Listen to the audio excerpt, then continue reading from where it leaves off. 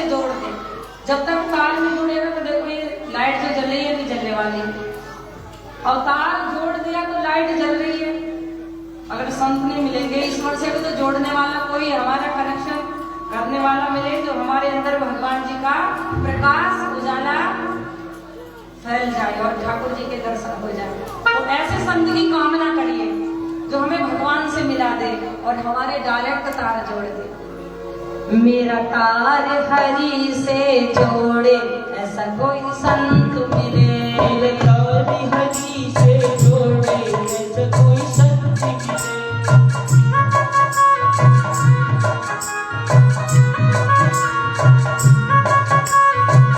तालियां बजाते हुए बढ़िए।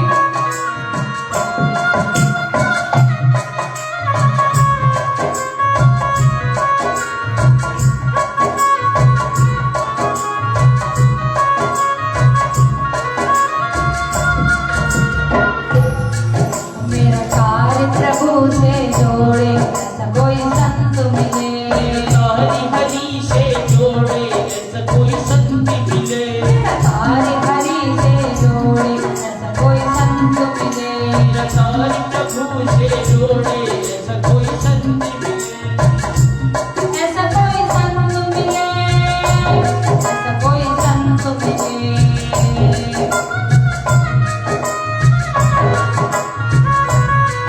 मेरा तार हरि से जोड़े ऐसा कोई संत मिले, मेरा तार हरि से जोड़े ऐसा कोई संत मिले। ऐसा संत मिले जो भगवान से जोड़ दे। जय हो।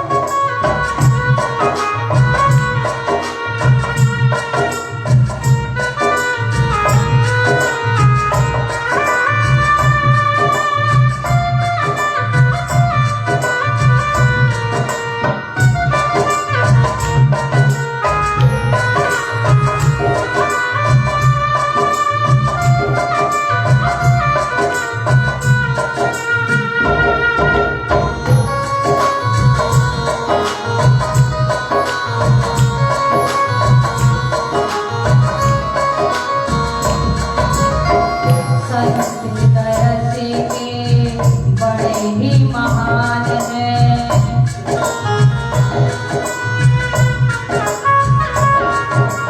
ओ संत दरस के बड़े ही महान हैं। संत दरस के बड़े ही महान हैं। ओ दुर्लभ जग में संत समागम है।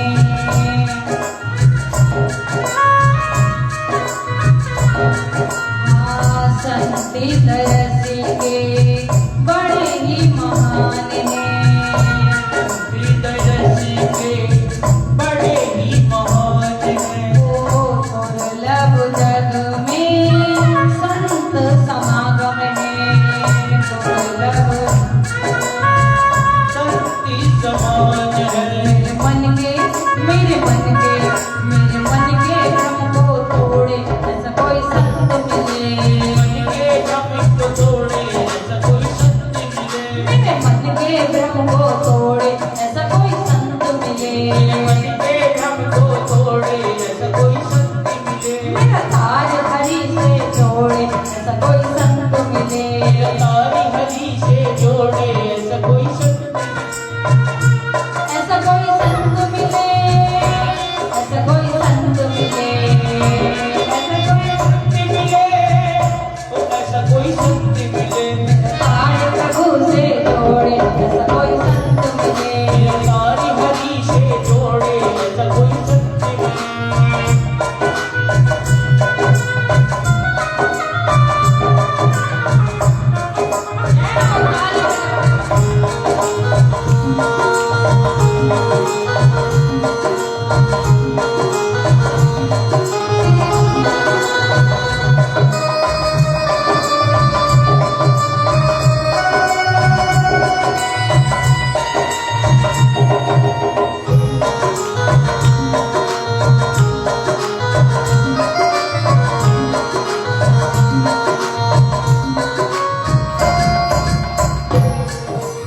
अगर ऐसे संत मैया हमें मिल जाए तो उनके चरण पकड़ के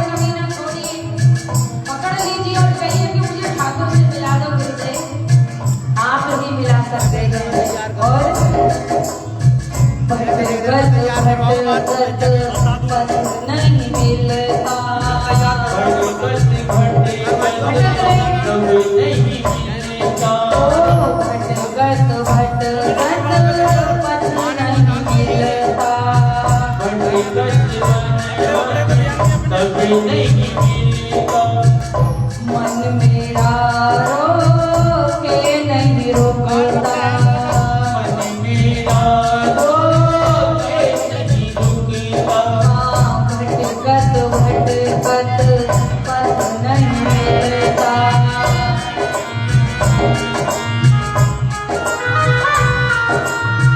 भटकत भटकत पथ नहीं मिलता। भटकत भटकत कभी नहीं मिलता। ओ मन मेरा रोके नहीं रुकता। मन मेरा रोके नहीं रुकता। मेरे मन के घोड़े रोके ऐसा कोई संत मिले। मन के घोड़े रोके ऐसा कोई संत मिले। मेरे मन के घोड़े रोके ऐसा कोई संत मिले। मन के घोड़े रोके ऐसा कोई संत मिले। मेरा ताल हरि से जोड़े ऐसा कोई संत मिले। मेरा तारी हरि से जोड़े ऐसा कोई संत मिले। वो संत समाज की ऐसे संत के पीछे लग जाइए। मुझे भी जोड़ दीजिए तुमसे।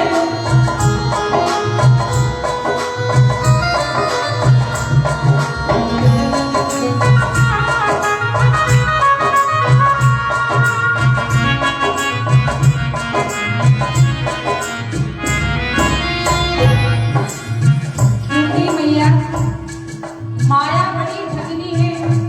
माया बहुत बड़ी ठगनी है। ये ठग लेती है। ये कभी ईश्वर से मिलने नहीं देती, खुद हमें ठग लेती है। तो कैसा संत मिले, क्या कहें? माया से जो दूर हटाए। माया से जो दूरी हटाए। ओ माया से जो दूरी हटाए। माया से जो दूरी हटाए। हाँ मन का जो अज्ञान मिटाए। मन का जो अज्ञान मिटाए। ओ मन का जो अज्ञान मिटाए। मन का जो अज्ञान मिटाए। मुझ सतगुरु से जो जोड़े ऐसा कोई संत मिले। सतगुरु से जो जोड़े ऐसा कोई संत मिले। मेरा हाथ पकड़ना छोड़े ऐसा कोई संत मिले। मेरा हाथ पकड़ना छोड़े ऐसा कोई संत मिले। कोई राम दरस करवाए ऐसा कोई संत मिले। राम दरस करवाए ऐसा कोई संत मिले। ऐसा कोई संत मिले। ऐसा कोई संत मिले। ऐसा कोई संत मिले। ऐसा कोई संत मिले। मेरा तारी हरि से जोड़े ऐसा कोई संत मिले। मेरा तारी हरि से जोड़े ऐसा कोई संत मिले।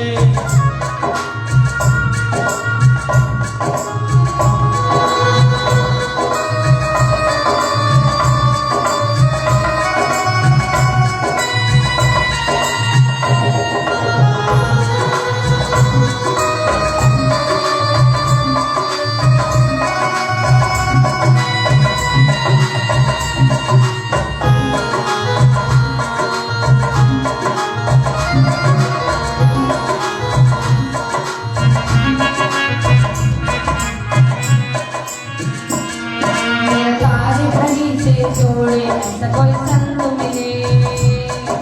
से जोड़े ऐसा कोई संत मिले। मेरा हाथ पकड़ना छोड़े ऐसा कोई संत मिले। मेरा हाथ पकड़ना छोड़े ऐसा कोई संत मिले। ऐसा कोई संत मिले। ऐसा कोई संत मिले। ऐसा कोई संत मिले। ऐसा कोई संत मिले। हरि दरस करवाए ऐसा कोई संत मिले। हरि दरस करवाए ऐसा कोई संत मिले। राम कथा सुनवाए ऐसा कोई संत मिले। राम कथा सुनवाए ऐसा कोई संत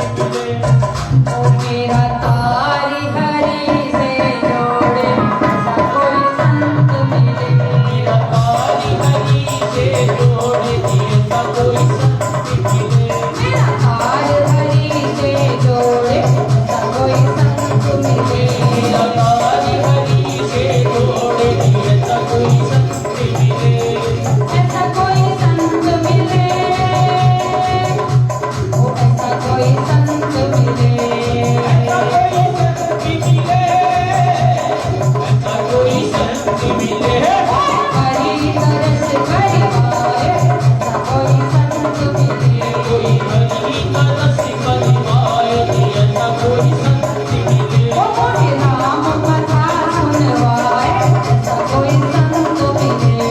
राम कथा सुनवाए, ऐसा कोई संत मिले। मेरा ताज हरि से जोड़े, ऐसा कोई संत मिले। मेरा ताज हरि से जोड़े, ऐसा कोई संत मिले, ऐसा कोई संत मिले, ऐसा कोई संत।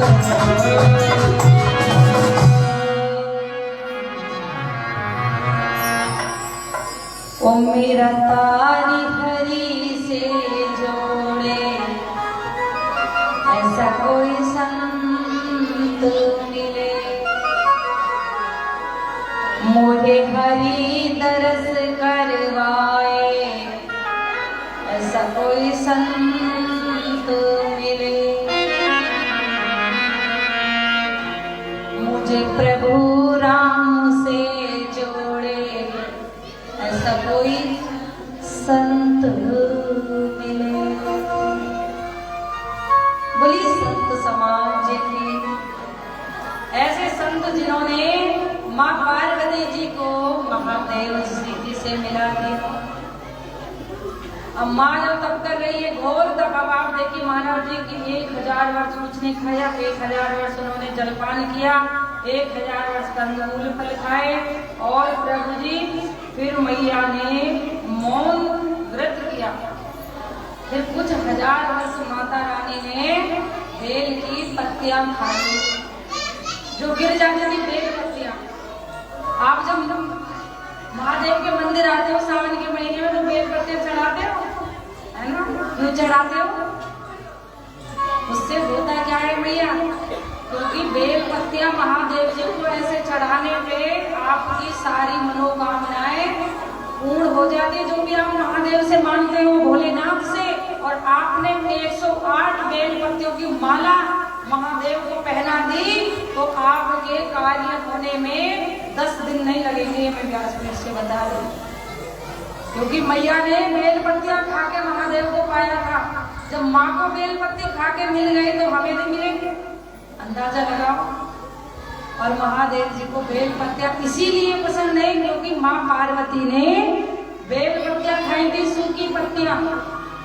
सोमवार के दिन बेल पत्ती नहीं तोड़ते, ये तो पता होगा ना आपको। एक दिन पहले तोड़ते हैं इसीलिए क्योंकि बासी पत्तियां ही महादेव को पसंद है। माँ बासी पत्तियां खाती थी, जो गिर जाती थी उन्हें उठा करके, इसलिए महादेव को बेल पत्ती चढ़ाई जाती है। इन चीजों का हमें ज्ञान होना चाहिए। हिंदू धर्म में कोई पूछ लगे बेल पत्ती महादेव जी को क्यों चढ़ाते हो और कब से ये परंपरा चली आ रही है, ये हमारी माँ जगत जननी ने, माँ पार्वती ने बेल पत्तियां खा के व्रत किया था और महादेव को प्राप्त कर लिया था। इसलिए हम बेल पत्ती महादेव को चढ़ा के महादेव को प्राप्त कर लेते हैं, सारे संकट दूर हो जाते हैं। और जो बहन बेटियां महादेव का व्रत रख करके महादेव की पूजा करती हैं, माँ पार्वती को 16 श्रृंगार चढ़ा देती हैं, माँ को माला पहना देती है, उन्हें मन वांछित वर मिलता है, सुंदर से पति मिलते हैं, बहुत अच्छे परिवार में जाती है। क्योंकि ये भी रामायण में आया है।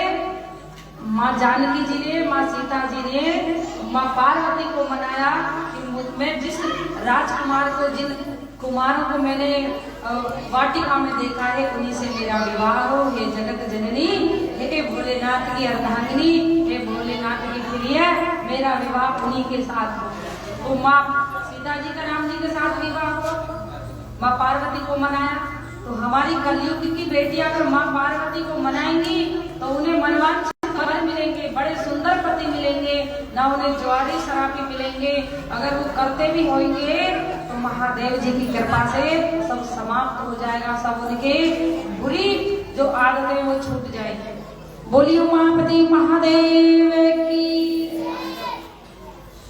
अच्छा भैया एक बात बताओ, जो कथा में तो ये बाबा जी कमा रहे हैं, ये रामलीला के थके हुए या है ही नहीं बाबा गाँव में?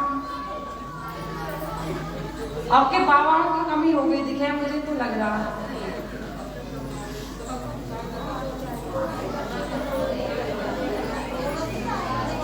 क्योंकि तुमने राम कथा घने दिनों में सुनी है, अपने बाबाओं को बचाने के लिए राम कथा सुननी चाहिए। अब बाबा देखो 2-4 बैठे बेचारे, और जिन मैयाओं के बाबा बैठे हैं ना पति, उनके बाबा नहीं मेरे बाबा, कभी आप भी बाबा हो तो वो बड़ी भाग्यशाली है, क्योंकि उनकी मैया उनकी पत्नी भी बैठी है, उनके पति देव की कथा सुनते। और जिनके बेचारे के वो रामलीला देख देख करके पूरी रात पड़े ना, बड़े अभागे हैं। बस सुन लो, रामलीला भी सुनो, लेकिन सुंदर कथाओं को निकाले जा रहे हो, ये तो अच्छी बात नहीं है। बाबा बेचारे देखो आज और भी 2-4 रह गए, कल को लगता है 1 ही रह जाएंगे। आज महादेव जी के विवाह में बताइए कैसा हिंदू धर्म है हमारा। मैया बाबाओं से कह के नहीं आई कि तुम्हें चलना कहाँ है, अपने अपने बाबाओं को लेके आते।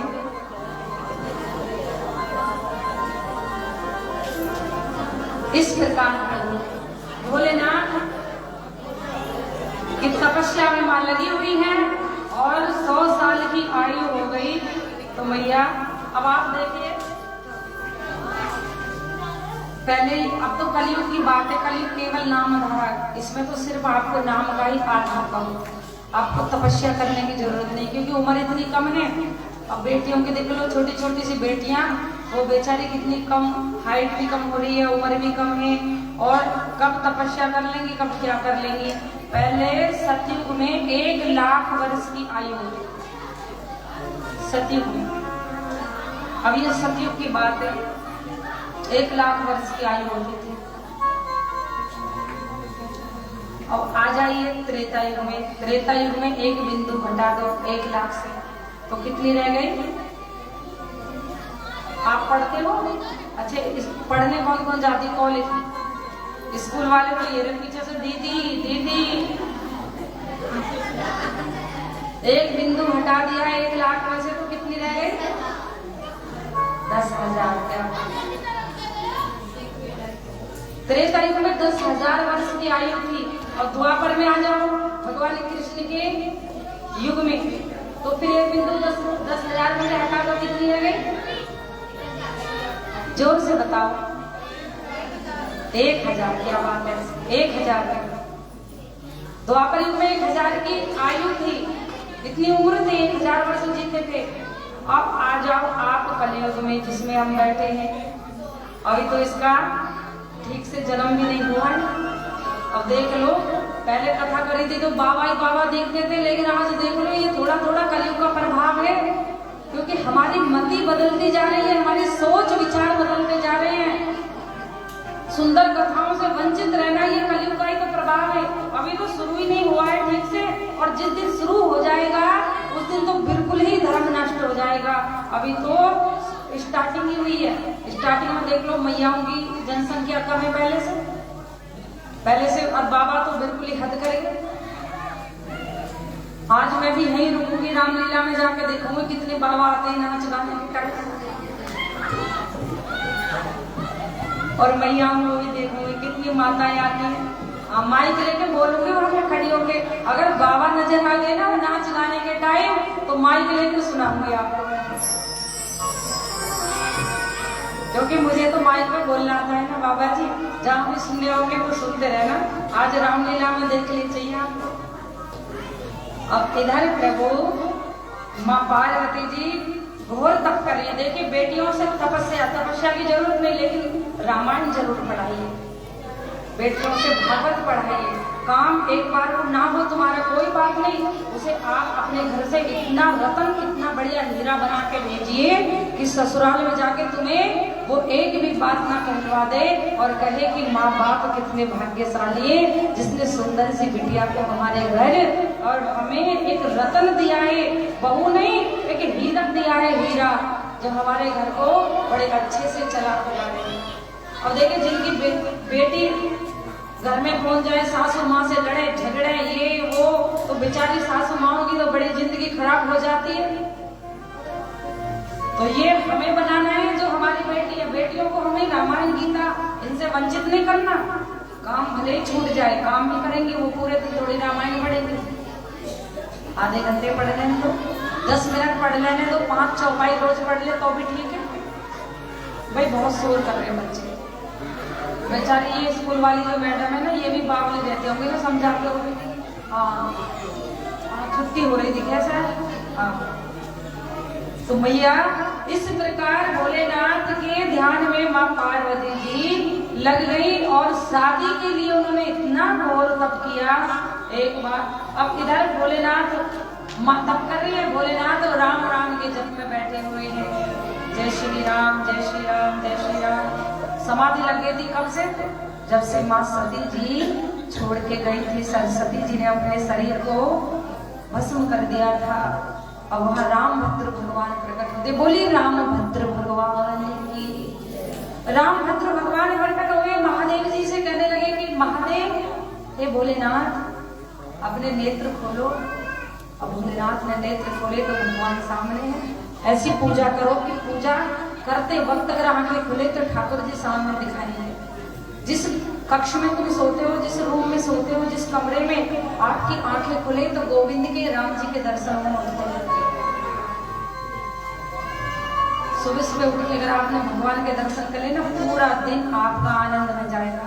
और सुबह सुबह उठ के आपने किसी लड़ाकू झगड़ालू माँ के दर्शन कर लिए तो पूरे दिन लड़ाई होगी। इसलिए सबसे पहले अपने भगवान को निहारो, उन्हें देखो, बाद में किसी और को देखना है। न जाने भाई कौन किससे लड़ झगड़ के आया। तो भैया माँ ने जब घोर तप किया, महादेव जी की आंखें खुली तो राम भद्र भगवान खड़े हैं और भोलेनाथ से कहने लगे, भोलेनाथ आप अपना विवाह कर लो। विवाह? प्रभु जी विवाह की बातें लेकर आप मेरे पास आए हो?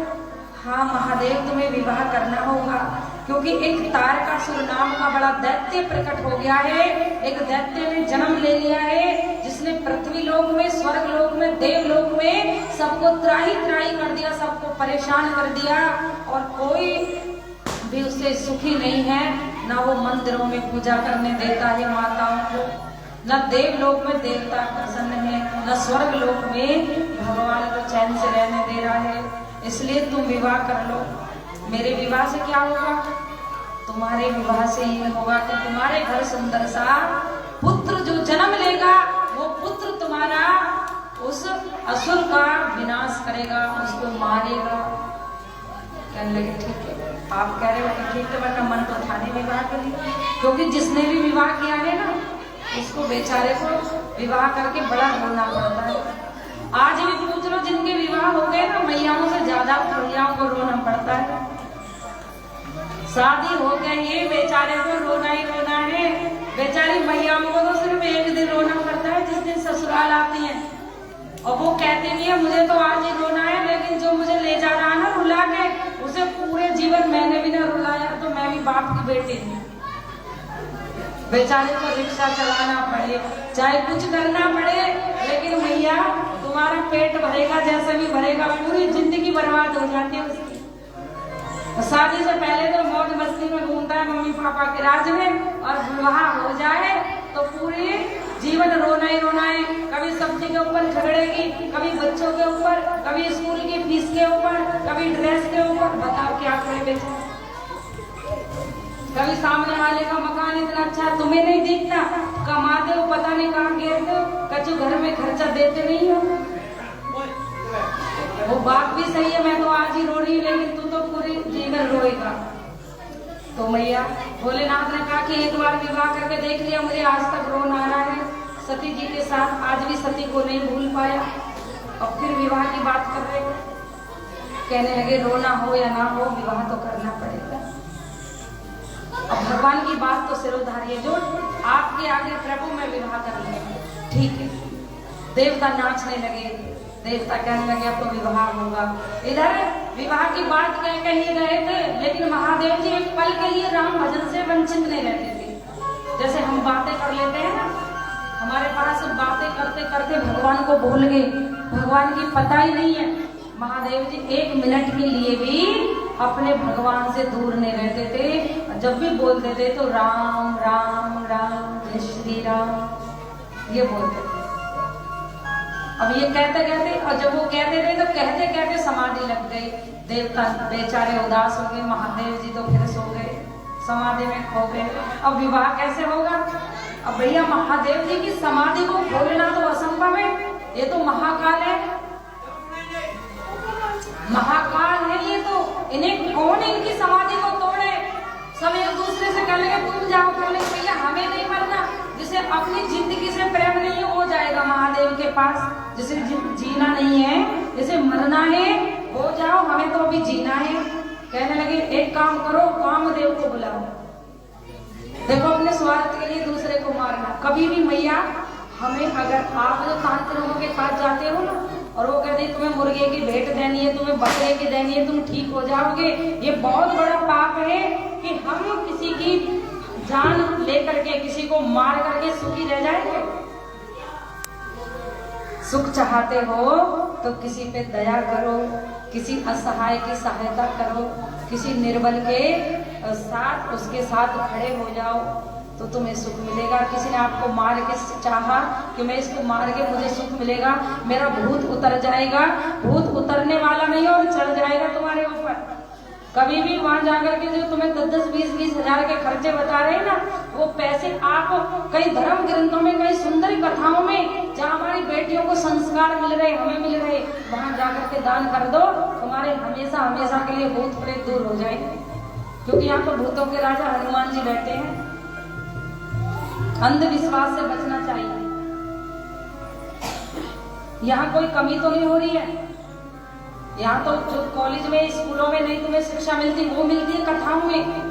आप घर में भी अपने टीवी को चला करके जो भी कथा बढ़िया चल रही है उनकी कथा सुनिए, फेसबुक चलाइए तो कथा सुनिए, यूट्यूब से भी सुनिए।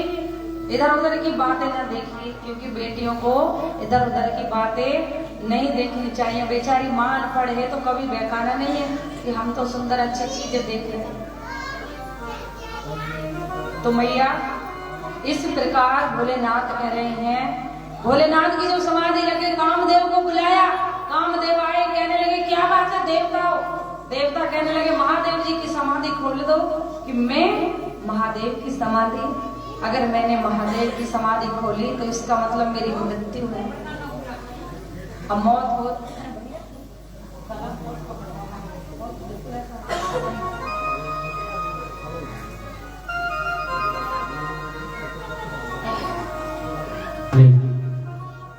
महादेव जी की समाधि को खोलने का मतलब कि मौत के घाट उतरना है। बेचारे कामदेव अप्सराओं को लेकर के नृत्य करने लगे। जहाँ भोलेनाथ तप कर रहे हैं, तपस्या कर रहे हैं, समाधि में लीन हुए बैठे हैं, वहाँ घोर तप चल रहा है। और वहाँ कामदेव ने एक बार को ऐसा प्रकोप फैलाया काम ने कि बड़े बड़े संत महापुरुषों का ध्यान टूट गया, सबके ब्रह्मचर्य खंडित हो गए। ऐसा काम का असर पड़ा कि सब एक दूसरे को, नारी को पुरुष में देखने लगे, पुरुष को नारी में, सब पागल हो गए एक क्षण के लिए। तो सबकी मति भंग हो गई, सबके ब्रह्मचर्य खंडित हो गए। लेकिन महादेव जी पे कोई फर्क नहीं पड़ा। अब यहाँ कुछ शंका होती कि सभी के ब्रह्मचर्य का ऐसा तो बड़ा पाप हो गया होगा, जिसको भगवान ने बचाया होगा उस पर कोई फर्क नहीं पड़ा होगा, और जिसको भगवान ने नहीं बचाया उनके साथ तो हो ही गया होगा कुछ ना कुछ। देखा कामदेव ने कि ऐसा कुछ नहीं होने वाला, तो सामने एक आम के वृक्ष पे चढ़ के और पुष्पों का बाण, प्रत्यंचा धनुष की खींच करके बाण चढ़ाया। महादेव जी के वक्ष स्थल का निशाना लिया, सीने का। जैसे ही तक के बाण मारा कामदेव ने, तो महादेव जी की समाधि टूट गई। और तीसरा नेत्र जब खुला क्रोध में, तो कामदेव को सामने देख करके बेचारा काम ही भस्म हो गया। कामदेव भस्म हो गया। पृथ्वी डगमगाने लगी, चारों तरफ बिजली सी कड़कने लगी, भयंकर आवाजें होने लगी। महादेव जी का क्रोध इतना बड़ा प्रकोप क्रोध का छाया। तो प्रभु बेचारे काम जल के भस्म हो गए। जब आप मंदिर में जाते हो भैया, देखो कितनी बातें कर रहे, कितनी बातें हो रही हैं। बाबा जी आप खड़े होकर डांट दोगे ना,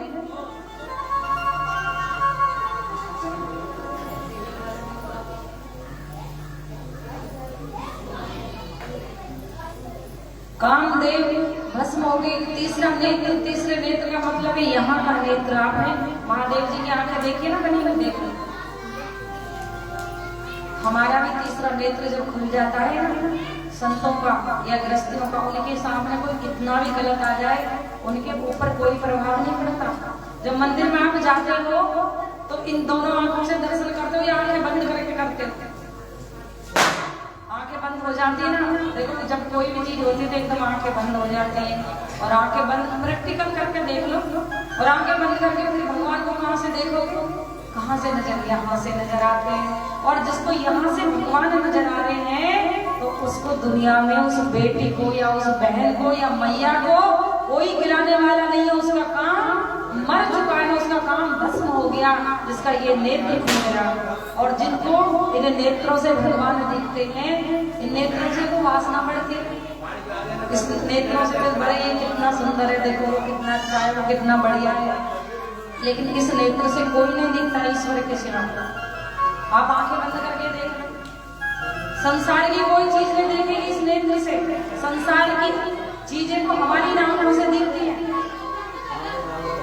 तभी हमारा मन चलायमान रहता है। जिस दिन ये नेत्र खुल जाता है तो हम स्वयं महादेव जी जैसी भक्ति में पहुंच जाते हैं। और प्रभु इधर महादेव जी की जब समाधि खुल गई तो सब नाचने लगे। कामदेव की पत्नी रोती हुई आई बेचारी, स्वामी हे भोलेनाथ, तुमने मेरे पति को मार दिया, मेरे मांग का सिंदूर मिटा दिया भोलेनाथ। भैया ये कौन है? एक जागे, इसके कान में नींद कितने? आपके गांव के तो बच्चे भी बड़े बेवकूफ होते हैं।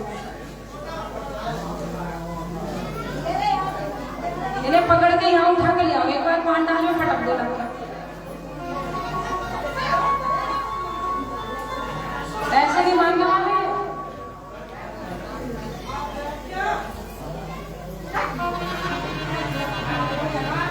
तो प्रभु बेचारी रति रोती हुई और महादेव जी के पास आई। महादेव जी से हाथ जोड़ के कहने लगी, तुमने मेरे पति को मार दिया। महादेव जी रोती हुई नारी को देख करके बड़ी जल्दी प्रसन्न होते हैं। अगर महादेव के सामने एक बार रो जाए जो नारी, उसके कार्य महादेव बहुत जल्दी सफल कर देते हैं, पूर्ण कर देते हैं। रति को वरदान दिया कि तुम रोइए ना, कि जो हो गया वो हो गया। लेकिन द्वापर युग में तुम्हारे पति फिर से जन्म लेंगे, भगवान कृष्ण के पुत्र बनेंगे, जिनका नाम होगा प्रद्युम्न, और फिर आपका विवाह उनके साथ। भैया एक बार जो इधर ये बच्चे घूम रहे हैं ना, इन्हें सबको खींच के तुम यहाँ ले आओ, एक बार ले आओ इन्हें।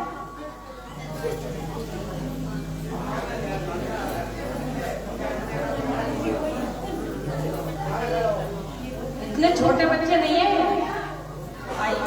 इधर भोलेनाथ तो कह रहे हैं कि इधर तो भोलेनाथ की समाधि जगी। उमा चरित सुंदर में गावा, सुन शंभु कर चरित सुहावा। तुलसीदास जी कहते हैं कि मैंने इतनी कथा माँ पार्वती की, माँ उमा की दिव्य कथा सुनाई। अब आगे देखिए कि माँ पार्वती जी जब तप कर रही है तो उनकी परीक्षा लेने सप्त ऋषि आ रहे हैं। जब भजन करते हैं मैया, देखो लाइव कथा चली जाता, बोल तो नहीं सकता। ठीक बात बताओ, तुम्हारे बच्चे कितने कितने हैं? ये ज्यादा तो ना, क्योंकि फालतू से घूम रहे कचरे। अगर ये फालतू ना होते और पालतू होते तो ऐसा ना होते। आपने दो प्रकार के डॉगी देखे होंगे, एक तो पालतू होता है, फालतू होता है। जो फालतू होता है वो गलियों में घूमता है, और जो पालतू होता है वो घर में रहता है। लग रहे हैं मुझे, बुरा नहीं मानना, ये फालतू वाले यहाँ पे घूम रहे हैं, क्योंकि इनका बेचारे में कोई बारिश दिख ही नहीं रहा। इसलिए आज से गांठ मार लो, अगर बच्चे तुम्हारे कीमती हैं, फालतू नहीं है, तो साथ में लेकर आए और बोलना है कि स्कूल जाकर के छुट्टी हो जाए, तुरंत कपड़े बदल के कथा में आना है। ये शिक्षा तुम्हें देनी और किसी को नहीं। घर में संस्कार मिलते, स्कूल में नहीं देंगे। मैडम तो सिर्फ किताब पढ़ा रही है, संस्कार तो मैया देती है बच्चों को। आइए क्या कह रहे हैं सप्तऋषि, बोलिए सीता मैया की, जय। बोलिए पार्वती मैया की। अगर मैं ये ध्यान चला रही है ना तो थोड़े थोड़े पीछे होकर बैठ जाए, कोई बात नहीं। पीछे उसमें आसन में बैठ जाए, पीछे आसन लगा हुआ, कोई भी आप वहां से और भी वीडियो अच्छी बनाएंगे, पीछे बैठ जाए खुले में। यहाँ ज्यादा पीछे हुए बैठे ना, थोड़ी थोड़ी दूरी में, क्योंकि आजकल फीवर बहुत हो रहा है। कि हेरी हिम राजा की दुलारी और बेटी छोड़ खाल भोलेगा। माँ पार्वती से कह रहे हैं सप्तऋषि, क्योंकि भैया तुम्हारे पल्ले तो कुछ पढ़ना रहा होगा, मुझे तो लग रहा है ऐसा। गाँव में समझाना बड़ा कठिन है, शहर में तो बिल्कुल सहजता में बोलते जाओ, या एक तरफ तो समझाना, एक तरफ कथा सुनाना। सप्तऋषि माँ की जब परीक्षा ले रहे हैं तो मैया से कह रहे हैं क्यों कर रही हो इतना बड़ा तप, किसके लिए कह रही हो तुम ये? और कह रहे हैं क्या कि मेरी हिम राजा की दुलारी और बेटी छोड़ खाल भोलेगा।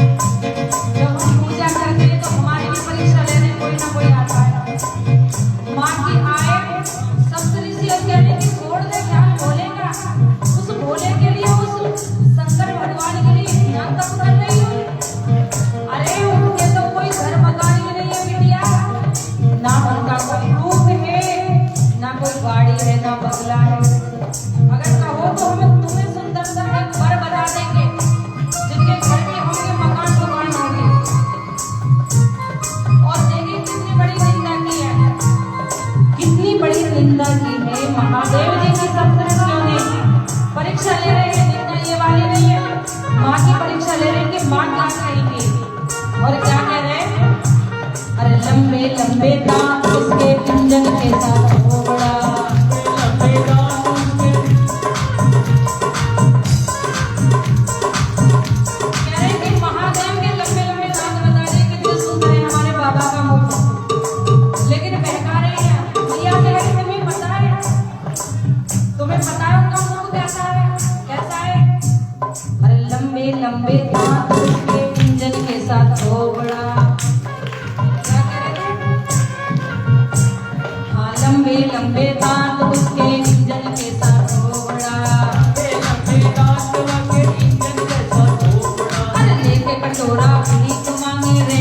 को कोई घर भी ना। एक कटोरा भीख मांगे रहने को कोई घर भी ना। मेरी वो तो अरे मेरी वो तो दर दर का भिखारी, कोरा छोड़ चाल बोलेगा।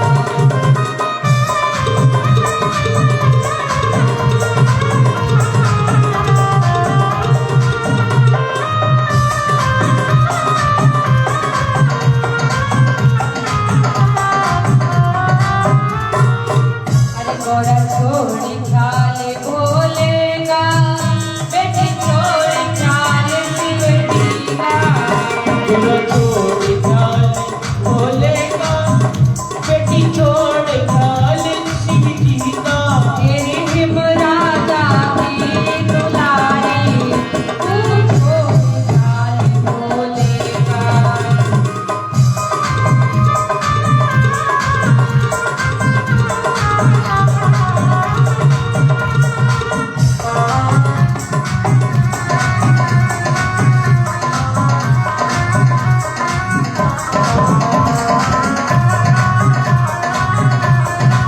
जय हो गौरा मैया की।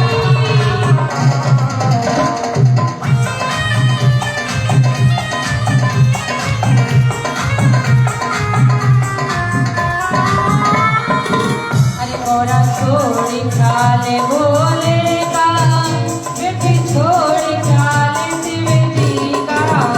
गोरा छोड़ चाल बोलेगा, बेटी छोड़ चाल शिव जी का। तेरी हिम राजा की दुलारी, तू छोड़ चाल बोलेगा।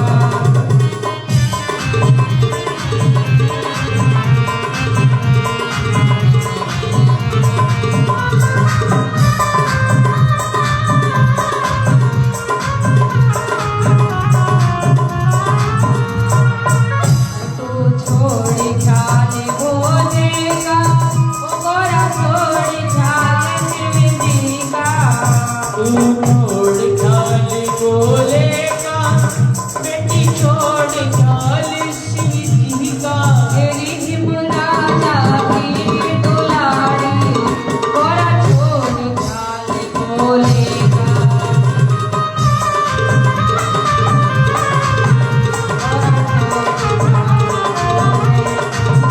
गोरा छोड़ चाल बोलेगा, गोरा छोड़ चाल बोलेगा, चाल बोलेगा, गोरा छोड़ चाल बोलेगा। ओ गोरा छोड़ चाल।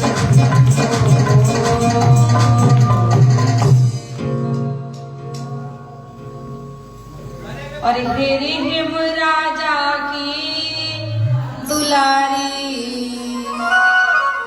अरे गोरा छोड़ चाल बोलेगा। अरे बिटिया, तू भोले का ख्याल छोड़ दे। और तूने इतना दुबला पतला शरीर उस भोलेनाथ के लिए कर लिया, इतना घोर तप तूने उस भोलेनाथ के लिए किया। उसका तो कोई रूप रंग भी नहीं है, बेचारा शमशान में रहता है। बिटिया, अगर आप कहें तो तुम्हारा मन चाहा वर हम ढूंढ के ले आए। मैया ने कहा कि पता नहीं, माँ को थोड़ा गुस्सा आया। माँ ने कहा कि आप अगर पहले मिल गए होते तो मैं आपकी बात को मान लेती, और आप कैसे ऋषि हो, आप कैसे संत हो, क्योंकि आप मेरी तपस्या को आकर के भंग कर रहे हो। मुझे मेरे गुरु के कहे वचनों पर बहुत विश्वास है। गुरु के वचन प्रीत नहीं जेगी, जिनके अपने गुरु के वचनों पर प्रीति नहीं होती, विश्वास नहीं होता, वह मनुष्य वो कहीं का भी नहीं रहता। मेरे गुरु जो कह के गए हैं, मुझे पूर्ण विश्वास है कि मेरे महादेव गुणों के भंडार हैं। उनके पास रूप का भंडार है, रूपों की खान है। अगर आप पहले आ जाते तो आपका बात मैं मान लेती, लेकिन अब तो मेरे गुरु ने जो बता दिया, मैं उनके रास्ते पर चली। अब ये बदलने वाला नहीं है। अब आप कुछ भी कहिए, और ज्यादा हो गया तो मैं आपसे झगड़ा और कर लूंगी, क्योंकि आप संत हो इसलिए मैं कुछ नहीं कह रही हूँ। आपने भगवा पहना हुआ है, आप ज्यादा उल्टा सीधा बोलोगे तो फिर मैं क्रोधित हो जाऊंगी। आप अपना रास्ता देखिए। ऋषि ने गौर देखी तह कैसी, मति मूर्ति मन तपस्या जैसी। ऐसी खड़ी है माँ जैसे कोई मूर्ति बनी खड़ी हो। माँ इधर को मिलकर ये क्या ऐसा किया मैया ने। हमें भी माँ से तपस्या करना सीखना चाहिए, क्योंकि जगत जननी है, हमारी माँ है। महादेव को पाने के लिए ऐसा तप किया कि पलके भी नहीं मार रही, ऐसे खड़ी है। ऋषि मुनियों ने आके देखा तो सोचा कि कोई मूर्ति बनी खड़ी है। तब आके कहा कि बेटी उस भोलेनाथ के लिए इतना बड़ा जबरदस्त तप किया, और कैसी देखो निंदा भी कैसी की। माँ के समझ में आ जाए, माँ को बहका कर देखें, लेकिन माँ पे कोई फर्क नहीं पड़ा।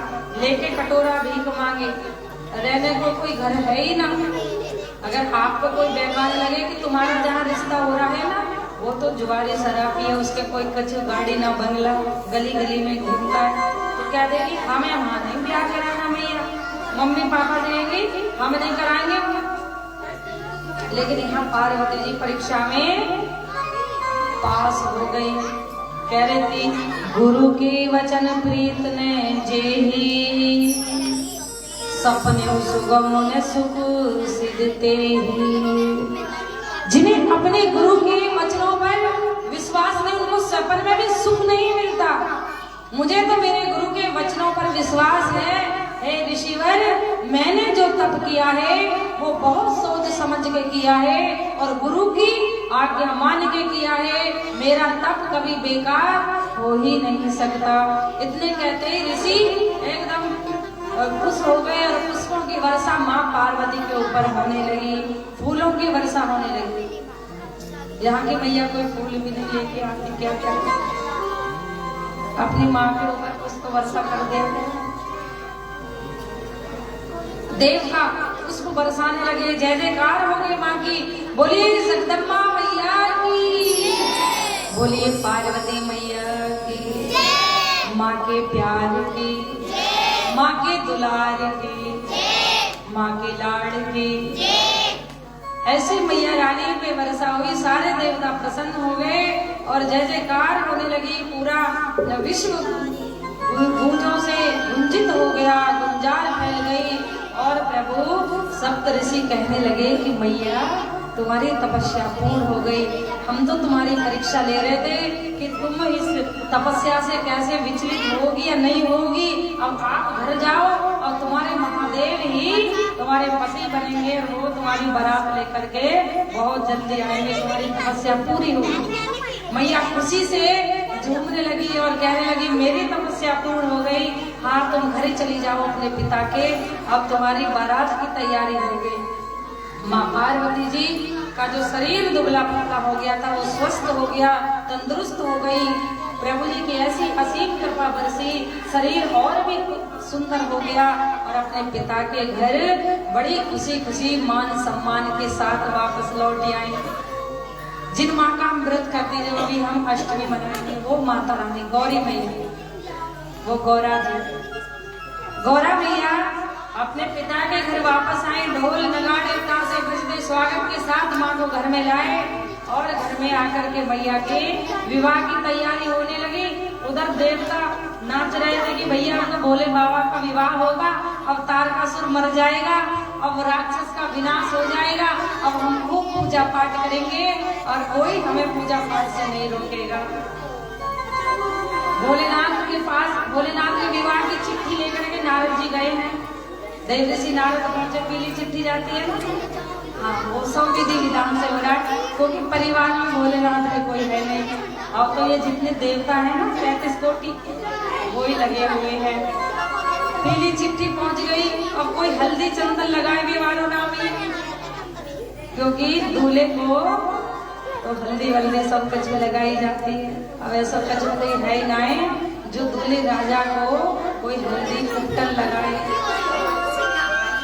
बाबा कहने लगे सिरंगी बिरंगी से कि भैया एक काम करो, आप मेरा विवाह है, विवाह बाबा हाँ मेरा विवाह है, तो तुम एक काम करो कि आप अभी एक मुर्दा शमशान घाट में अभी उसका दाह संस्कार हुआ है, अभी थोड़ा ही दाह संस्कार होकर के ज्यादा 10-15 मिनट हुई होंगी, गरम गरम भभूति को लेकर के आओ और मेरे घुटन लगाओ। कहने लगे बाबा अभी तो मुर्दा जला भी नहीं है, वो तो गरम गरम भभूति है, कोई बात नहीं ले आओ, बड़ी जल्दी तारीख निकली, करें तो करें क्या, क्योंकि पहले से विवाह की तारीख निकलती है तो भाई विधि विधान से होता है। या तो महादेव जी का एकदम विवाह की तारीख है, जो उनके गण थे श्रृंगी बिरंगी नंदी, कहने लगे बाबा ठीक है, और गए तुरंत भर के भभूति लेकर आ रहे शमशान घाट से, बाबा शरीर पे मलते जा रहे हैं, गरम गरम भभूति लगा रहे हैं सारे मस्तिष्क पे सब। आपने महाकाल बाबा को देखा ना, उज्जैन में गए महाकालेश्वर के दर्शन करने, और रोज महादेव जी को ताजी ताजी भभूति का श्रृंगार होता है, शमशान की मुर्दे की भभूति लगाई जाती है। ना देखा हो ना फोन में देख लेते महाकाल जी के जब वहां श्रृंगार होता है, भभूति के बिराने होता। अब महादेव जी कहने लगे कि आप जाओ जल्दी कुटिया में जाओ, कुटिया में जो भी और पुरानी भभूति रखी वो सारी ले आओ, ताजी पुरानी सब एक जगह मिक्स कर लो। एक जगह मिक्स करके महादेव जी खुद लगा रहे हैं। तो कुछ बड़े महापुरुष कहते हैं कि महादेव जी ने ऐसा श्रृंगार किया, ऐसा श्रृंगार हुआ कि आज तक किसी दूल्हे ने श्रृंगार नहीं किया हो। चाहे कितनी भी बढ़िया वाले साबुन से नहाए दूल्हा या कितना भी परफ्यूम लगाए, लेकिन महादेव जैसा दूल्हा ना किसी का, जैसा माँ पार्वती का दूल्हा था ना, ऐसा दूल्हा ना किसी का आया ना आएगा। मैया का दूल्हा तो अजब ही था, बहुत गजब के दूल्हे थे माँ मैया, और इतना सुंदर श्रृंगार, जटाएं बांध ले, जूड़ा बांध लिया, मुकुट पहन लिया, चंद्रमा को विराजमान कर लिया, और सर्प की गांठ लगा ली, हाथ में त्रिशूल ले लिया, डमरू बांध लिया। नंदी पे कहते हैं, नंदी में जब बैठे हैं ना बाबा, तो किधर को बैठे हैं, जिधर नंदी की पीठ है उधर पे भोलेनाथ ने मुख कर लिया।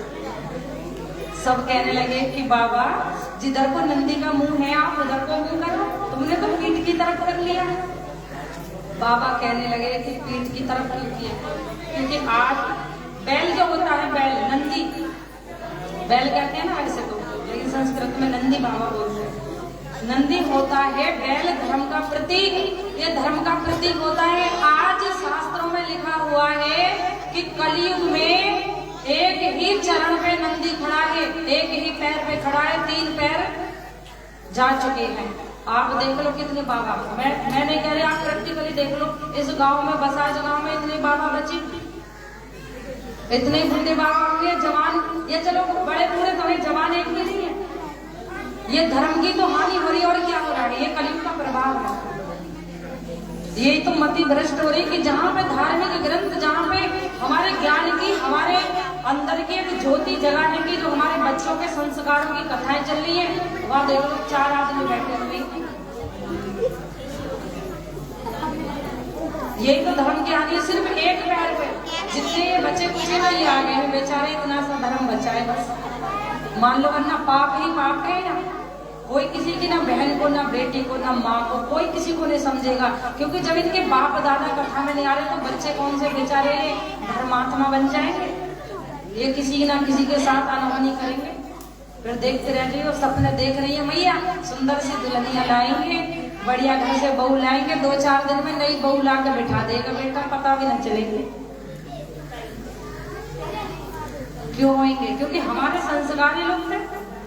अब सोच रही है हमारे घर में दहेज आएगा गाड़ी भर के, देखने जाऊंगी बहू को, 5 चीज तो मुझे भी मिलेंगी, लेकिन तुम्हारे सपने यहीं रह जाएंगे।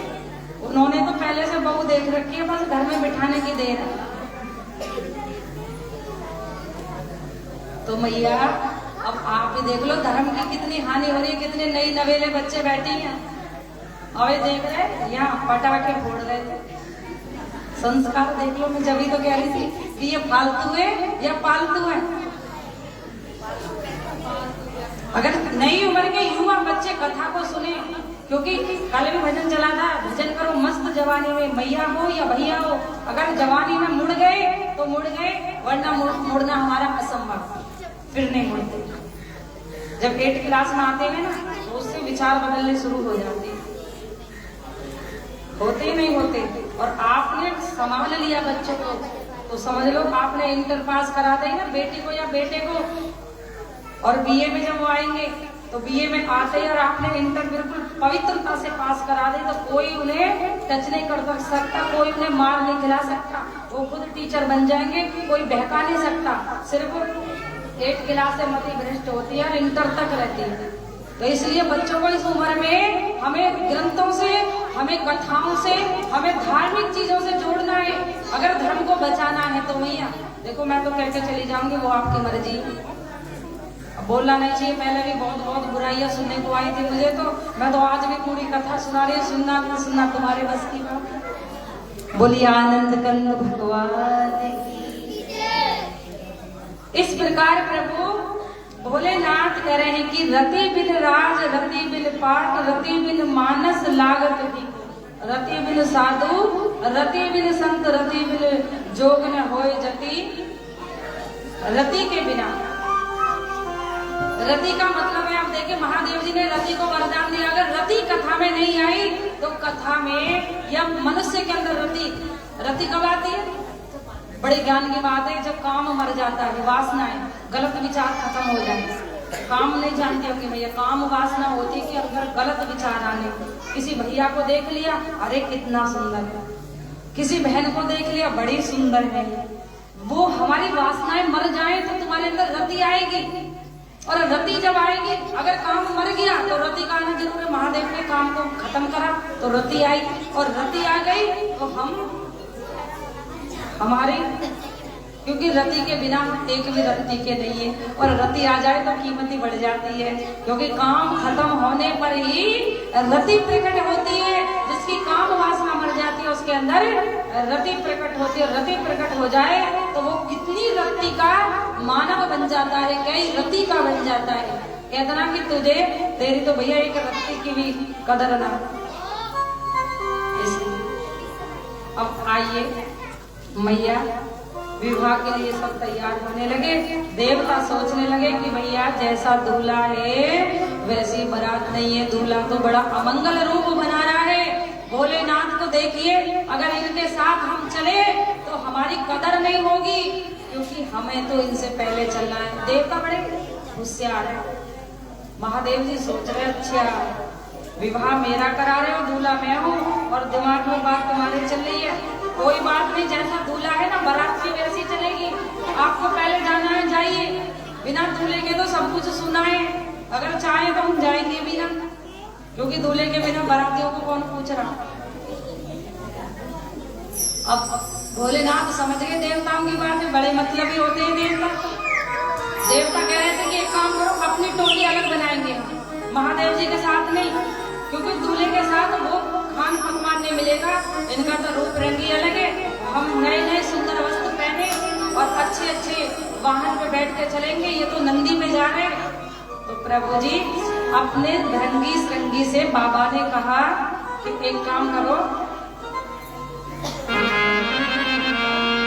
कि आप जितने भी मसान हैं, जितने भी शमशान हैं, आप जाकर के सबको आमंत्रित कर दो, निमंत्रण दे दो कि मेरे विवाह में, मेरी बारात में भूत पिशाच जिंद सब कोई चर अचर, जितने भी रेंगने वाले उड़ने वाले, जितने भी जीव जंतु थे, जितने भी मानव थे, पिशाचियां थी, भूत थे, सब नाग सर्प बिच्छू, कोई ऐसा नहीं रहा जो भोले बाबा के विवाह में नहीं गया हो।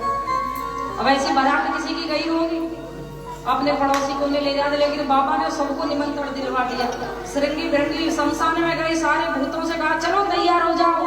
अब कब्र में से निकल निकल के खड़े हो गए। कोई इतना लंबा है आकाश से छुड़ा, कोई छोटा सा है, किसी की 1000 आंखें, किसी की एक भी आंख नहीं है, कोई बिना सर वाला है, कोई 1000 सर वाला है। और भोले बाबा की बारात में सब निकल निकल के आ गए। बाबा ने कहा अपने देश के भूतों से ना आप विदेश में भी जाइए, इंग्लैंड चले गए, अमेरिका चले गए, नंदी बिरंगी सरंगी, और जाके विदेशी भूतों से कहा आप भी चलिए, तो वो भी हाय हाय करते दौड़े चले आए। एक चीज की भैया हमारे यहाँ के भूत बोल देते हर हर महादेव, और विदेशियों में हर हर महादेव नहीं, हाय हाय हाय, उनसे महादेव नहीं कहना था। इतना फर्क था। लेकिन भूत प्रसाद सब जगह के थे। आज भोले बाबा की अगर तैयारी हो गई हो तो ले आए। और चली भोले की बरतिया हिमाचल नगरी। अच्छा कौन कौन चले बाबा की बारात के नाम से तो हाथ उठा लो। ऊंचे ऊंचे उठाओगे तो देखेंगे बाबा। आप कोई बारात में नहीं जा रहे, जो जो बारात में जाके वो हाथ उठाए। अच्छा सभी बाराती भैया देखो हलवाई से बोल दो जल्दी काम तैयार कर दे क्योंकि बारात आने वाली है।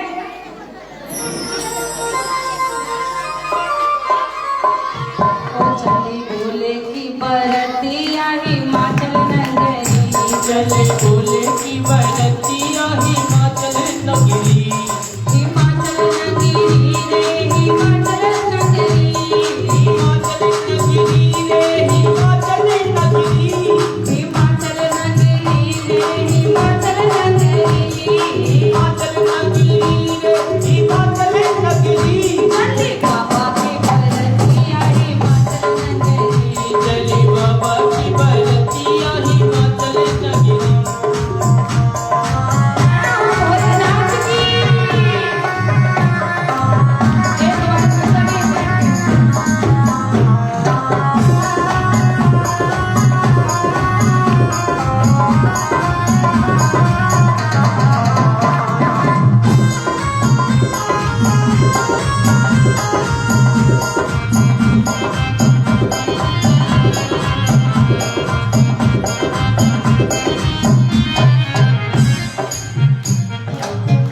और देखिए जब बाबा की बारात चली तो भूत प्रेत जिन्न पिशाच डाकनी सांकनी चुड़ैल सब नाच भी गाती हाय हाय।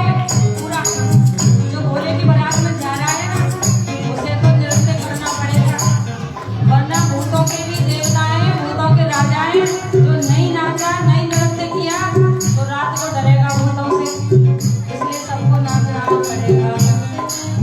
अरे चली भोले की बरतिया हिमाचल नगरी।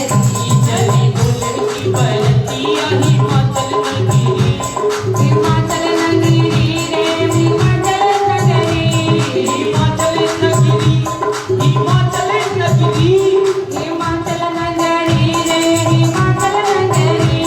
हिमाचल नगरी रे हिमाचल नगरी। चली बाबा की बरतिया हिमाचल नगरी। चले बाबा की बरतिया हिमाचल नगरी। जय हो पार्वती मैया की।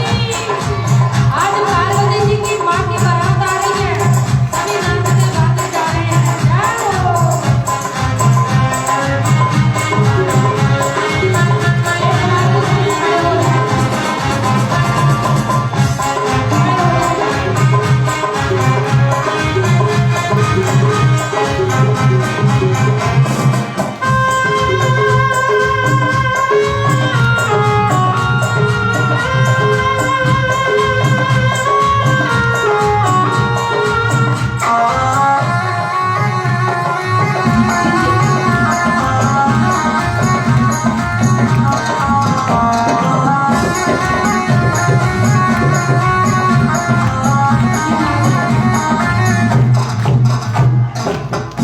जिनको नृत्य करना है ना बाबा की बारात में वो खड़े रहे, और जिन्हें नहीं करना वो बैठ जाए।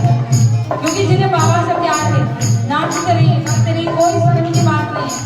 आज जो बाबा के सामने नृत्य कर रहा है उसे यमराज के आगे नहीं नाचना पड़ेगा। इसलिए अरे चली बाबा की बरतिया हिमाचल नगरी। चले बाबा की बरतिया हिमाचल नगरी। हिमाचल नगरी रे हिमाचल नगरी। हिमाचल नगरी रे हिमाचल नगरी। चली भोले की बरतिया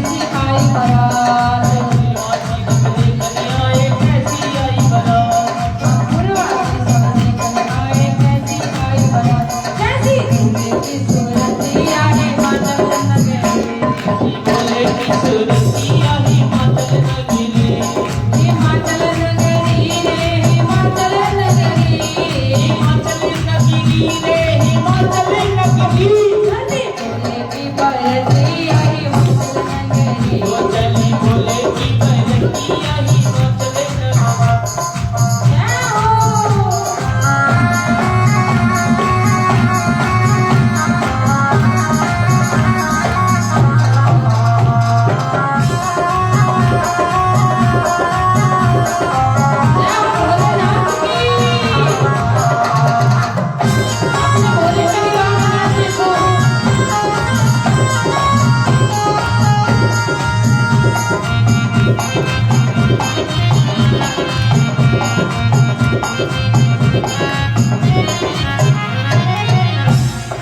बूढ़े बैल पश्चिम जी आए सजने लगे बराती बूढ़े बैल पश्चिम जी आए सजने लगे बराती हाँ बूढ़े बैल पश्चिम जी आए सजने लगे बराती बूढ़े बैल पश्चिम जी आए सजने लगे बराती अरे कोई चढ़े चूहे पे आए कोई चढ़ कर हाथी हाँ कोई चढ़े चूहे पर आए कोई चढ़ कर हाथी कोई चढ़े चूहे कोई चढ़ कर हाथी कैसी फूले की सूरतिया हिमाचल नगरी चली बोले की बरतिया हिमाचल नगरी हिमाचल नगरी रे हिमाचल नगरी हिमाचल नगरी रे हिमाचल नगरी चली बाबा की बरतिया हिमाचल नगरी वो चली बाबा की बरतिया हिमाचल नगरी जय हो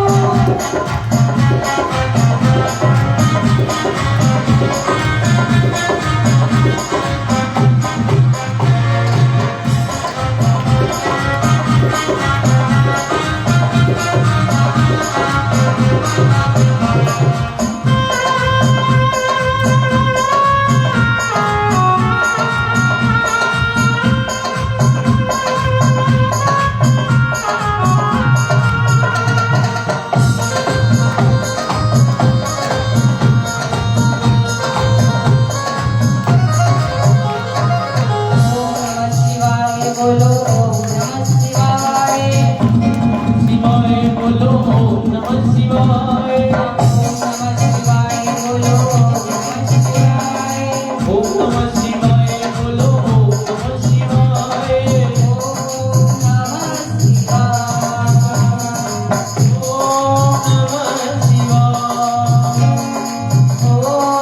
नमः शिवाय ओम नमः शिवाय ओम नमः शिवाय बोलो ओम नमः शिवाय ओम नमः शिवाय बोलो ओम नमः शिवाय चली बोले की बरतिया हिमाचल नगरी ओ चली बोले की बरतिया हिमाचल नगरी हिमाचल नगरी रे राजा की नगरी हिमाचल नगरी रे राजा की नगरी ओ हिमाचल नगरी रे राजा की नगरी हिमाचल नगरी रे राजा की नगरी ओ चली बाबा की बरतिया हिमाचल नगरी चली बाबा की बरतिया हिमाचल नगरी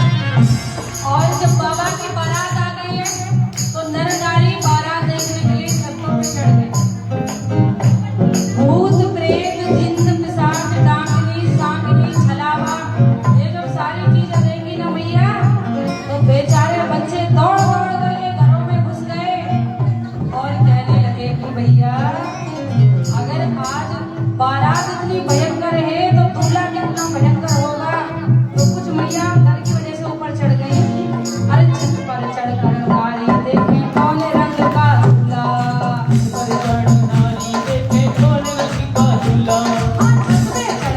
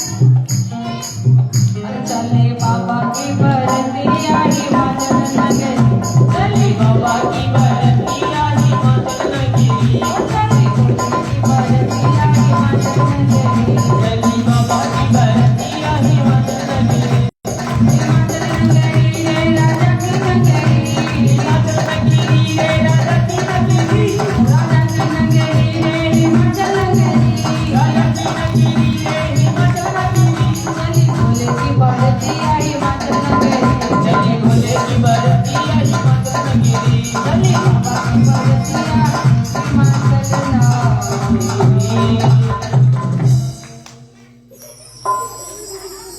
अरे चली भोले की बरतिया हिमाचल नगरी रे राजा की नगरी,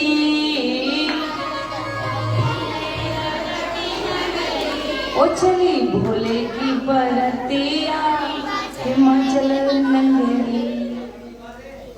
बोलिए उमापति महादेव की। इस प्रकार जब माँ की बारात जैसे ही पूर्वासी सब देखने लगे कौन रंग का दूल्हा। अब दूल्हे को देखने की किसकी हिम्मत बढ़े। बारातियों को देख करके पूरे नगर में हाहाकार मच गया। सब हाय हाय करके अपने अपने पट बंद कर लिए, अपने गेट लगा लिए, ताला लगा लिया और कहने लगे आज तो भैया हमारे नगर में वो ही बचेगा जिसपे प्रभु की कृपा होगी। यहाँ तो बड़े बड़े मोटे भूत प्रेत चले आ रहे हैं, आज किसी को ये नहीं छोड़ेंगे। और पार्वती का दूल्हा तो अभी देखा ही नहीं है मैया का दूल्हा कैसा है। अभी बारात को देख करके सब कांपने लगे, कोई नीचे गिर गया, कोई पटकी खा रहा है, कोई दौड़ करके जल्दी से घर में घुस गया, कोई अंदर ताले में बंद हो गया। सबने अपने अपने गेट बंद कर लिए। अब कुछ कह रहे हैं जिन्होंने अपने आप को बांध के रखा, ठाड़स सी बांध, अरे जो होगा मरना है तो देखे तो सही। तो कुछ मैयाओं ने कैड़ा जी करके जब देखा तब कुछ मैया कह रही थी अरे दूल्हे को देखो, दूल्हा तो पूरा बूढ़ा है। क्योंकि दूल्हे को देख करके जब ही मन भरता है, ये मैयाओं की पहचान है। अगर दूल्हा जब तक ना देखे ना तब तक पीछे नहीं हटने वाली। अरे एक मिनट और दूल्हे को तो देख के चले। मैया बातें बंद कर दो, चुप हो जाए, शांत हो जाए। मैया कहने लगी कि अरे देखिए दूल्हा तो बूढ़ा है, बूढ़ा और बूढ़े बैल में चढ़ के आया है। लगता है कि पार्वती के पिता ने कुछ पैसे खा लिए हैं। क्योंकि मैयाओं की बात होती थोड़ी सी एज अगर ज्यादा हो ना लड़के की, ऐसा लगता है लड़की बेग बात तो ना सही हो, ऐसे करती ही है। इनके उसमें तो होता ही ऐसा ही। मैया बड़ी बड़ी बातें करती, वो बुराई पर शुरू हो जाती। दूल्हे अगर दूल्हे की कान में बात चली गई तो पता क्या कहेगा, इस गांव की मैया बड़ी बेकार है, मेरी बुराई मेरे मुंह पे कर रही है। अरे थोड़ा काला सा है, थोड़ी आंख बड़ी है, थोड़ी नाक बड़ी है। तो मैया ऐसे बोल रही थी वहां भी। देखो हमारी बिटिया तो पार्वती तो अति सुंदर है, कितनी कोमल सी है, और दूल्हा तो बिल्कुल बूढ़ा है। जरूर इनके पिताजी ने पैसे लिए होंगे, जरूर कोई ना कोई बात हुई होगी, वरना वर तो अपने ऐसा देख के जो दोनों की जोड़ी मिलती, यहाँ तो बिल्कुल ही अलग है। और भैया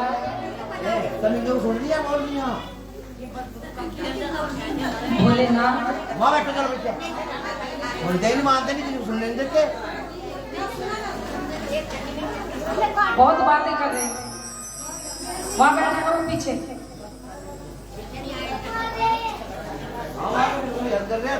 हमारे मार दिया।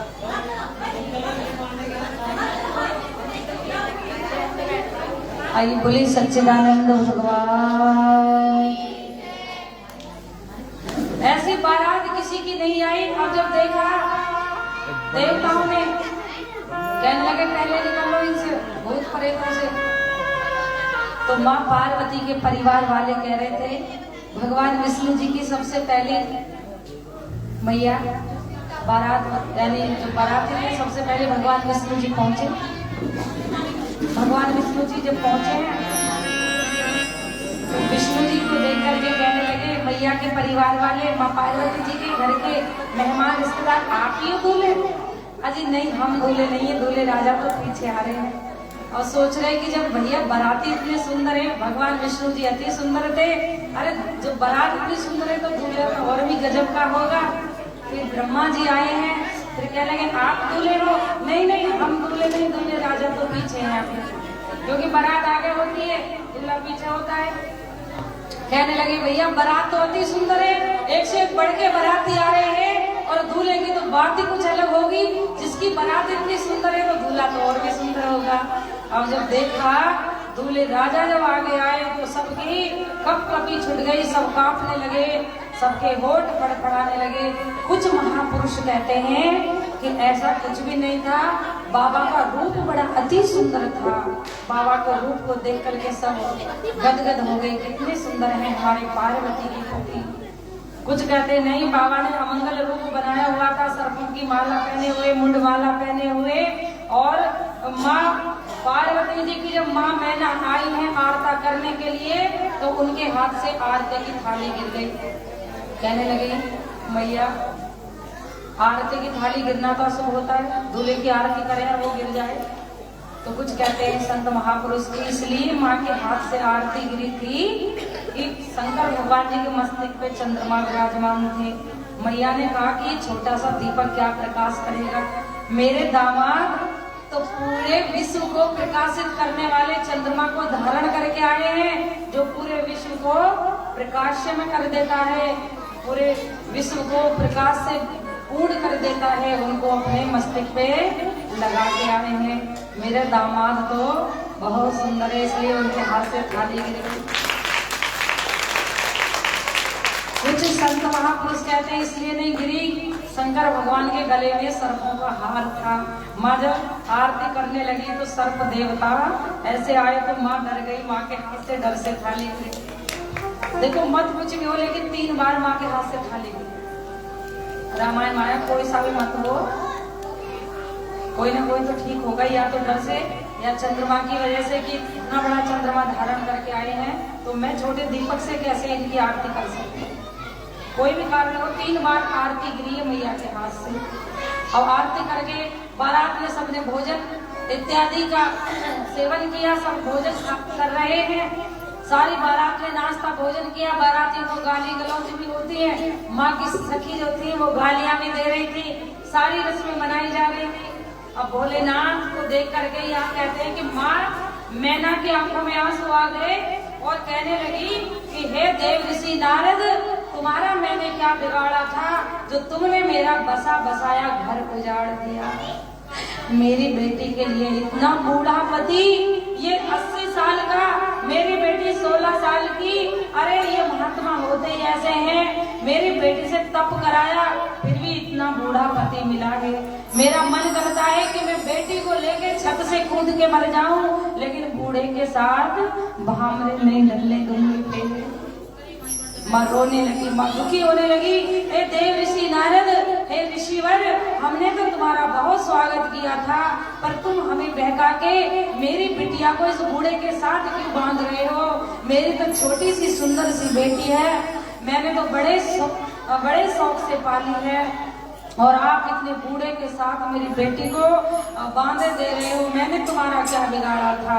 बांझ क्या जाने पीर पड़ा है। ये रामायण माया है कि जिनके बच्चे नहीं होते उन्हें क्या पता कि जो माँ बनती है उन्हें कितना कष्ट होता है माँ बनने पे। और मुझे ही पता है कि मैंने बेटी को कैसे पाला है। और तुम तो संत हो, तुम्हारा तो विवाह नहीं हुआ, तुम तो वैरागी हो, तुम्हारे तो कोई घर बार नहीं होता, और तुम जैसे संत हमारे जैसे गृहस्थों के घर उजाड़ देते हो। मैं मर जाऊंगी लेकिन पार्वती का विवाह इस बूढ़े के साथ ना होने दूंगी, भोले के साथ। मैया दुखी जब देखी तो माँ पार्वती कह रही, मैया क्यों दुखी हो रही हो? माँ बार बार समझा रही है पार्वती जी, लेकिन माँ तो माँ ही होती है ना। उधर राजा हिमाचल भी समझाने लगे और देव ऋषि नारद जी को बुलाया। नारद जी से कहने लगे, नारद आप मेरी पत्नी को समझाइए। कहने लगे, मैया आप जिनको अपनी बेटी बना रही हो, जिनको अपनी बेटी का मोह देकर के रो रही हो, वो जगत की माँ है, वो तुम्हारी बेटी नहीं, वो जगत जननी है, वो जगत की माँ है। और जिनके साथ उनका विवाह हो रहा है वो जगत पिता है। आज तुम्हारे घर में उन्होंने जन्म लिया, पहले भी वो भोलेनाथ की अर्धांगिनी थी, आज भी वो भोलेनाथ की अर्धांगिनी होंगी और आगे भी उन्हीं की रहेंगी। जब तक ये सूर्य चंद्रमा पृथ्वी आकाश रहेगा तब तक भोलेनाथ और माँ पार्वती का जोड़ा अमर रहेगा, उन्हें कोई दूर नहीं कर सकता। इतनी बात को सुन के माँ को थोड़ी संतुष्टि हुई, मेरी बेटी जगत माँ है, पूरे विश्व की माँ है।